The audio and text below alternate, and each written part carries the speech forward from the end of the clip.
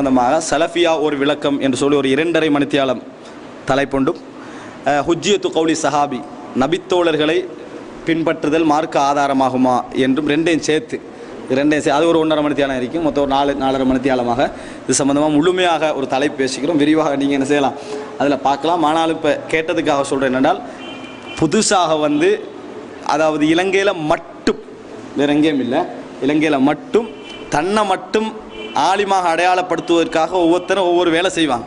நம்மகிட்ட மட்டும்தான் கீழே மக்கள் இருக்கணுமெண்டா அதுக்கு ஒரு விஷயத்தை உருவாக்க வேண்டியதுதான். ஒன்று பையத்தை உருவாக்கினாங்க. அப்போ வெளியே போனா காப்பீர் ஆயிடுவாண்டா பயந்துரு வந்தாலும் உள்ளுக்கு இருந்துருவாங்க. சரியா? அதே போல் ஏண்ட கருத்து மட்டும்தான் வலுவாக இருக்கணும் என்பதற்காக வேறு ஜமாத்து கூட்டு ஜித்தியாதண்டெல்லாம் போட்டு கன்செப்டில் போட்டு உள்ளுக்கு வச்சுக்கலாம். அது ஒரு சிஸ்டம். அதே போல் இது என்ன சில்சிலா, இது என்னது சில்சிலாண்டா என்ன, இந்த மார்க்கம் எடுக்கிறதா இருந்தால் நான் என்னை சிறந்த அறிஞர்கள், இவர் நல்ல மார்க்கப்பட்டுள்ளவர், நல்ல தக்குவா உள்ளவர், அதாவது நல்ல மார்க்க அமலோடு உள்ளவர், நல்ல இல்மு உள்ளவர், இவற்றை இல்மெடுங்க என்று சொல்லி சிறந்த அறிஞர்கள் சர்டிஃபிகேட் கொடுத்துருக்கோம். அந்த அறிஞர்களுக்கு சிறந்த அறிஞர்கள் சர்டிஃபிகேட் கொடுத்து, சர்டிஃபிகேட்னா எழுத தேவை, பாராட்டு, அப்படி அப்படி அப்படி அப்படி அப்படி அப்படியே ரசூலுல்லாஹ் வரைக்கும் சஹாபாக்கள் வரும் வரைக்கும் என்ன செஞ்சிருக்கணும், போயிருக்கணும். முதலாவது கட்டாகிறது அல்பானி. இதில் இந்த சொல்கிற வாதம் வைக்கிறவங்க ஏற்றுக்கல மாட்டாங்க, அவங்க ஷேக் அல்பானியை முற்படுத்துவாங்க. முதலாவது கட்டாகிறது ஷேக் அல்பானி. ஏன்னா ஷேக் அல்பானியை இந்த வாதத்தை வைக்கல, இந்த வாதத்துக்கு எதிரானவர் அவர் இருந்தார்.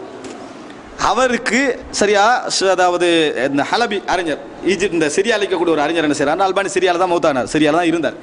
அவர் என்ன செஞ்சார்னு சொன்னால் இஜாசா ஒன்று கொடுத்தார். இஜாசாண்டா என்ன, இப்போ சஹீஹுல் புகாரி எங்கள்கிட்ட கிரந்தமாக இருந்தாலும் அந்த புகாரியை அறிஞர்களுக்கு மத்தியில் வாசித்து வாழையடி வாழையாக வாசித்து வாசித்து வாசித்து வாசித்து அந்த சைன் பண்ணி இது இவருக்கு புதுசாக கேட்டார், அப்படி வருமே இஜாசா. இந்த இஜாசா ஒரு முக்கியமான ஒரு நூலை அல்பானிக்கு ஒரு அறிஞர் இதை நீங்கள் அறிவிச்சு கொள்ளலாம், நான் வாழையடி வாழையாக இப்படி கேட்டு வந்ததுன்னு கொடுத்தாரு. அல்பானி அதை எடுத்தார். ஆனால் அதை பற்றி அல்பானி என்ன சொன்னார்னா, இதில் பிரயோசனம் கிடையாதுன்றார். இதில் என்ன செஞ்சார், பிரயோசனம் கிடையாது, இன்றைக்கு இதில் பிரயோசனம் இல்லை, மரபை பாதுகாக்கிறதுக்கு நல்லது, மரபு இப்படி ஒன்று இருந்தது பாதுகாக்கணும், இதில் அவ்வளோ பிரயோசனம் இல்லை அப்படின்னு தெளிவாக சொன்னார். ஏன்னா அல்பானியை பொறுத்த வரைக்கும் அவர் ஒரு வாட்ச் மேக்கர், வாட்ச் ரெப்பேர் பண்ணுறவர், வாட்சை ரெப்பேர் பண்ணுறவராக இந்த கடை போட்டிருந்தார். 20 வயசில் அவர் படிக்க ஆரம்பித்தார். கடை போட்டிருந்தவர் பின்னால் உள்ள மக்தபத்துல் ஆரியா, உலகத்துடைய கையெழுத்து பிரதிகள் எல்லாம் நிறைய குமிஞ்சிருக்கக்கூடிய ஒரு 5-6 நூலகங்களில் மிக முக்கியமான நூலகமான மக்தபத்துல் ஆரியா பின்னால் இருந்துச்சு. போவார் வருவார் வருவார், அப்படியே கடையை மூடிட்டார், அதுக்குள்ளே குந்தினார். சரியா? அப்படி படித்து வந்தவர் தான் ஷேக் அல்பானி. அதனால தான் மதீனாவில் ஒரு தடவை, மதீனாவில் மக்கா டைமில் போன டைமில் ஒரு பெரிய க்ளோக் கொண்டு இருந்திருக்குது. அதில் அடிக்கடி டைம் 12 மணி ஆகினா அந்த பெல் படுமே கோவில் மாதிரி, அந்த பெல் படுற சவுண்ட், அப்போ அதை கேட்டுக்கிறாரு இதை பற்றி. அதை எடுத்தாங்க, நான் மாற்றி விட்றேன்னு இருக்கிறாரு. கீழே எடுத்து இறக்கி முழுசாக ரெப்பேர் பண்ணி கொடுத்துட்டாரு. அவருக்கு தெரியும் அதை எப்படி செய்யணும், கொடுத்துட்டாரு. கொடுத்தனே அங்குள்ளவங்களும் ஆச்சரியப்பட்டாங்க, என்ன இது எப்படி செஞ்சீங்கன்னு.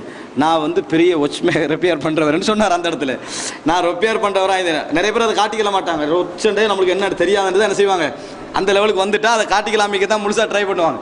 அப்படி அந்த அளவுக்கு அதில் திறமைப்பட்டவராக அவர் இருந்தார். அப்போ இவர் இதை முதலாவது என்ன செய்யறப்ப, ஏன் இவர் எந்த ஆசிரியர்கிட்டையும் படிக்கலை, தந்தையே தவிர.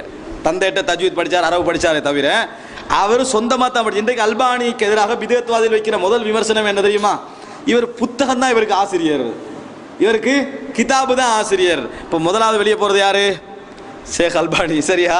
ஷேக் அல்பானி வெளியே போனா அல்பானிட மாணவர்கள் ரபி அல் மதுஹலி, அபு இசாக் அல் ஹுவைனி, முக்பில் வஹாதி, எல்லாரும் என்ன செஞ்சிருவாங்க, அவுட் ஆயிடுவாங்க. அவர் போனா இதை சொல்றவர் அவுட் ஆயிடுவாரு. அதுதான் விஷயம். அவர் போனார்னா சொல்றவர் என்ன செஞ்சிருவார், பேத்துருவாரு. அது விளங்கிக்கலாம். இது முதலாவது பிள்ளை. மார்க்கிற 2வது என்ன சப்ஜெக்ட் தெரியுமா, இந்த நாட்டில் ஷேக் பின் பாஸ் படித்து கையெழுத்து பிரதியோடு நேரடியாக இருந்த மாணவர்கள் இருக்கிறாங்க. விளங்கிட்டா, நேரடியாக மாணவர்கள். தஸ்கியா கொடுக்குறேன்னு எடுத்துக்கன்னா நிசார் குவத்தி, விளங்கிட்டா, தஸ்கியா எடுத்து தான் இருக்கிறாரு. அது அவர்கள் பிதத்வாதிகளாக மாறிவிட்டார்கள். அதனால் அந்த தஸ்கியா பிரயோசனம் இல்லைன்றான். அபுபக்கர் சித்திக் மதனி பின் பாஸுடைய மாணவர்கள் ஒரு ஆள், ஷேக் பின் பாஸ் மாணவர்கள் ஒரு ஆள். அதனால் என்ன செஞ்சிட்டாரு, அதாவது இதை சொல்றவருடைய தந்தை கூட மௌலானா மௌதூதி மாணவர். அதனால அவர் பிதத்வாதி என்றார். அவர் என்னதான் சேகா இருந்தாலும் பிதத்வாதி. இப்படி சர்டிபிகேட் வாங்கினவங்களை உண்மையில வாங்கிக்கிறாங்களே அவங்களெல்லாம் பிதத்வாதி. பொதுவாக மதீனால படிச்சுட்டு வராங்களே அவங்கெல்லாம் அந்த மதீனால உள்ள நிறைய பெரிய உலமாக்கள்கிட்ட படிக்கிறதுக்கு வாய்ப்பு அவங்களுக்கு நிறைய கிடைச்சிருக்கு. அவங்களெல்லாம் பிதத்வாதின்றது. இப்போ நான் கேட்குறேன், சர்டிஃபிகேட் வாங்கினவனும் பிதத்வாதி, அதை உங்களை வச்சு தான் தீர்மானிக்க வேண்டிய. சர்டிஃபிகேட் வாங்கணும்னு சொல்றீங்க, இதை எப்படி கண்டுபிடிக்கிறது? சர்டிபிகேட்டை கொடுத்தவன் யாருன்னு பார்த்தா நல்ல அறிஞர்கள் தான் கொடுத்துங்கிறாங்க. ஆனால் இவர் புரோபிதத்துவாதியாக மாறிட்டார் அப்படின்னு சொல்லி பெரிய குழப்பமாகி இவர் அடிக்கடி பாராட்டி கொண்டிருந்த இவங்க அடிக்கடி பாராட்டி கொண்டிருந்தவங்க தான் யமனுடைய தம்மாஜ் என்ற ஷேக் முக்பிலுடைய பெரிய ஒரு கிராமம், நிறைய சலபி அறிஞர்கள் வாழக்கூடிய கிராமம். அங்கிருந்து என்ன செஞ்சாங்கன்னு சொன்னால் இவர் பாராட்டிக்கின்ற இருந்த இடத்துல சலபி அறிஞர்கள் நிறைய பேர் இங்கே வந்தாங்க. இவர் வரவானான்னு முழுசாக ட்ரை பண்ணார், இவங்க முழுசாக ட்ரை பண்ணாங்க, வந்துட்டான். வந்து சலபி தவான் இங்கெல்லாம் பார்த்து கேத்துட்டு முடிவு எடுத்துட்டு அங்கே போய் என்ன எழுதினாங்க தெரியுமா? இந்த ஆள் தவா செய்கிறதுக்கும் தகுதி இல்லை, மாணவராய்க்கும் தகுதி இல்லை. இவர் வந்து சலபி தவாவை குழி தோண்டி புதைப்பார், இவரோட இருக்கிறவங்களாம் பச்சை கிளிகள் அப்படி என்று அர் ரத்துல் இல்மி அலா தல்பிசாத் யஹ்யா சில்மின்னு புக் ஒன்று போட்டான். கணக்கிட்டா அது இங்கிலீஷ்லேயும் டிரான்ஸ்லேட் பண்ணப்பட்டு வந்திருக்குது. அந்த புத்தகம் யமன் வெப்சைட்லேருந்து போட்டாங்க, அர் ரத்துல் இல்மி அலா தல்பிசாத் யஹ்யா சில்மின்னு போட்டான். உடனே தம்மாஜ் வழிகிட்டார். வணங்கிட்டா தம்மாஜில் வந்த வைக்கிறார். ஷேக் முக்பிலுடைய காலத்தில் சிறந்ததாக இருந்தது.